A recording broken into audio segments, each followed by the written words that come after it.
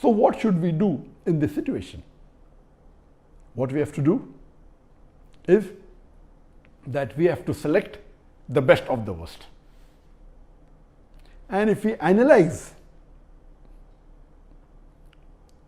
as I mentioned, that almost all the leaders, they don't have the qualities that a true Muslim leader should have, like Hazrat Umar radiallahu anhu, or even a small percentage, not even 2% of the quality of Hazrat Umar radiallahu anhu.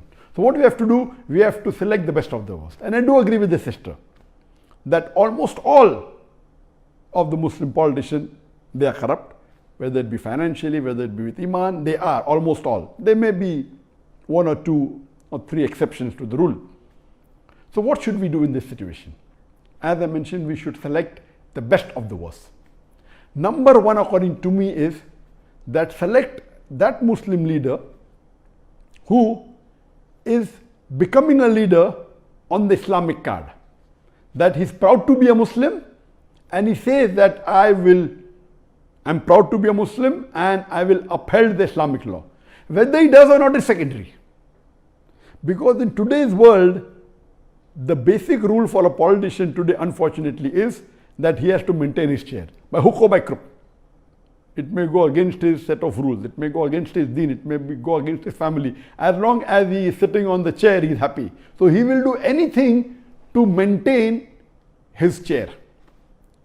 Because of this reason, my first advice is that if two Muslim leaders are standing, select that Muslim leader who openly says that he's proud to be a Muslim and he is coming on the Islamic card. He may or may not be a practicing Muslim, that is secondary. I will go to the extent of saying that if there is one Muslim leader who is practicing Islam 20%, but is coming on the secular card, he is not saying that I will protect the Muslims, I will follow Islam. And there is another Muslim leader who is following 10% of Islam, but is coming with the Islamic card. He is openly saying that I will protect the religion of Islam, I will protect the Muslims. Better select the person who is following 10% Islam as coming with the Islamic card rather than the other Muslim leader who is following 20% and is not coming on the Islamic card, because the person who is not coming on the Islamic card will not go out of his way to follow the Islamic principles, because that was not his trump card to win the election. Whereas the other Muslim leader who may not be following Islam as much as the other person, both are below average, but at least because he's come with the Islamic card, he will see to it that he'll make more masajid. He may not pray salah, but he'll see to it he will make more masajid, more mosque.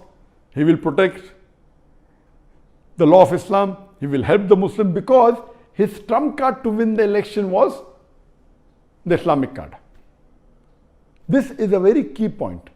Unfortunately, and we know, as the sister rightly said, that majority, almost all are corrupt. So, but if you have a corrupt leader who's coming with the Islamic card, is better than a corrupt leader who's coming without the Islamic card.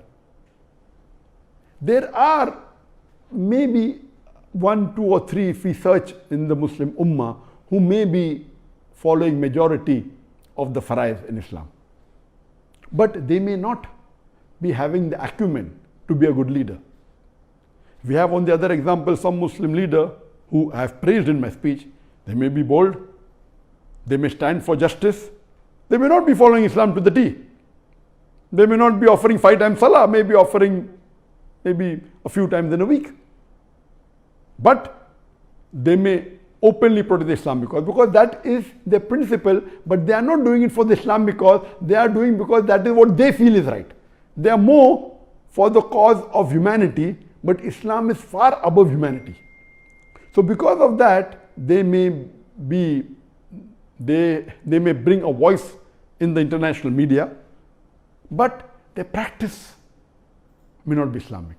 So such leaders may benefit in one particular aspect of Islam to the Muslim Ummah, but on the other hand, they may be a danger. So that is the reason I personally prefer that you select those Muslim leaders who, number one, are proud to be Muslims.